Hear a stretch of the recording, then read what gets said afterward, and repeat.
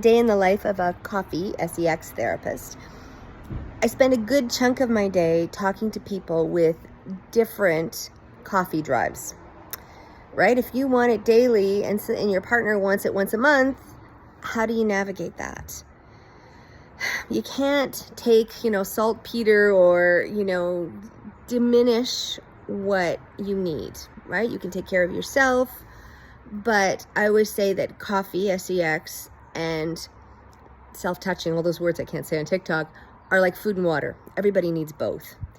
So if you don't have somebody who it's a way to connect. You need an O by somebody else's hand, left foot, right elbow. You need to connect. So what do? You can't turn down yours. Yes, you can increase theirs, and there's lots I do around that. And I do, I talk about desire supplements. I talk about hormones, which is the difference between, the supplements is like the birthday candle and the hormones are like dynamite. I talk about different creams. I talk about intimacy. I talk about date nights and fantasies and all of that stuff you can do. But if you really are on different pages, how do you navigate that?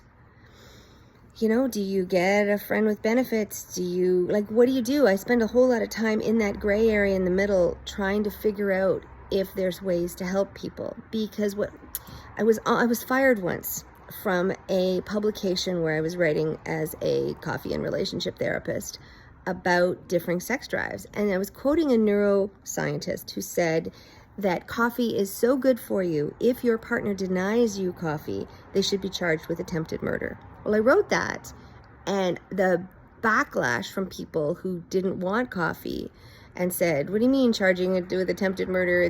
I'm just quoting the neurosurgeon. I can give you all the stats over the last 20 years that says why coffee is so good for you. The truth is that if you're not getting it, you feel pent up, you feel like you're going to explode, and people don't want to be cheaters. They don't want to betray their partner. They love their partner. It's never an issue. But how do you increase desire?